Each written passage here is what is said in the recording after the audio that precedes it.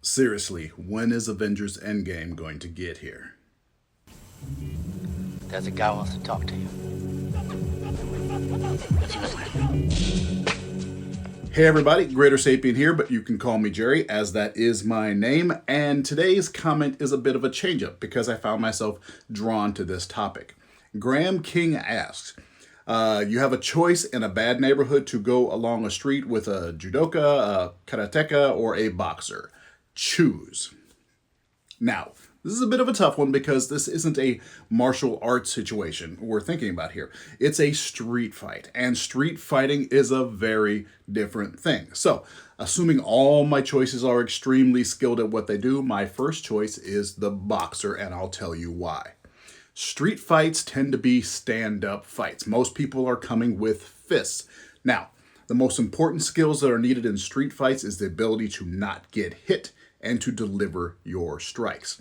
Of all the styles listed here, boxers emphasize slipping and dodging punches far more than the others. And if you cannot get hit, you are much better equipped to bring your offense.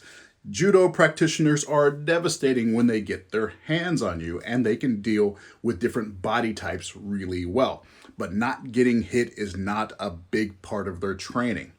If they get you to the ground, you're at a big risk of getting something broken, but as street fights tend to involve superior numbers on the attacking side, they are too vulnerable to attacks while dealing out damage to their first attacker. Too vulnerable for my comfort, that is. Karate folks have more offensive tools than judoka or boxers, in my opinion, but structurally, I don't like the vulnerability of their head for a street fight. Lastly, boxers are used to getting hit and having to compensate and keep going. Far too often, highly trained martial artists are trained to stop fighting when hard contact is made, and they may not even realize it. For example, every so often we have these sparring labs at the studio where I train, and we invite people from around the area to come and spar, to try their skills with people of different styles and sizes that aren't their regular training partners. And I was sparring with this guy who was trained in karate and Wing Chun. He was prepping for his first public tournament, and he wanted to spar with some strangers. So we start slow, and then we start to pick up pace. We start to get some good exchanges going. So after 3 or 4 minutes, I noticed I was getting some combinations in fairly easily, and I figured out why. So I intentionally didn't block a body punch as he came in, and he made contact with one shot, but didn't follow up. He stopped. I said, whoa, whoa, whoa, whoa. Did you know that you stop whenever you make good contact? He said, I do? I said, oh yeah. And after a few minutes of paying attention, he was like, oh crap. He had been conditioned in his training technique to stop after making clean contact, which is great for preserving the health of your training partners, but a terrible habit in a real fight. Boxers, on the other hand, are trained to not stop when they take a hit or when they deliver a good one. Now, in a follow-up comment, Graham mentioned Silat not being an option for some reason, but given my training is in Silat and years ago boxing, I actually have access to a lot of Silat practitioners and would pick one of them over the other techniques, mainly because the skills trained in Silat transfer really well to the realm of actual fighting. Now, this isn't me saying that I think one of these styles is better than the other. That all depends on the people involved.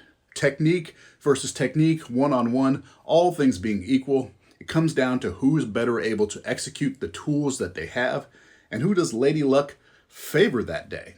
All right, and keeping with the martial arts theme, hey, not every video has to be about the ignorance of flat earthers. I have layers, you know. How has my appreciation for science informed or conflicted with traditional techniques, training methods handed down through my style? That's an interesting question because traditional martial arts, to my frustration, can have a very prominent woo-woo element to them. A lot of consideration of energy and life force and a lot of spiritual influence and superstitions that do not fit within my more materialistic framework. And I'll roll my eyes or say something snide because that's the kind of asshole I am sometimes, if that kind of thing is pressed too hard, but I found that I can easily translate the woo into something else on the fly in my head, because that's really what these things are about. It's about visualization. There are structural changes that happen with your body when you visualize things really well. When something calls for me to say, connect my dantian to the center of the earth, I might visualize a cable strapped around my pelvis with a 100-pound weight hanging from it. And in doing so, my shoulders will adjust, my hips will shift, and my base becomes more solid. Creative visualization works. And I could go on with this subject, but the short of it is I make physics-based adjustments on my end to keep it all in harmony. Is there a painting of me on San Pablo Avenue? Yes. This painting here that I showed a couple videos back is on the exterior of the studio I train at, and that is me. It's done by a local artist. Whoops. Am I excited for Sagittarius A?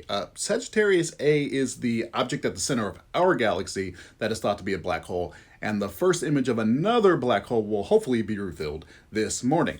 Am I excited? I'm curiously hopeful. I have my doubts that what can be imaged can live up to the hype that we have in our heads when it comes to thinking about black holes. We are, after all, talking about imaging the signals given off by matter falling into the event horizon. It could be boring. We need to prepare for that possibility.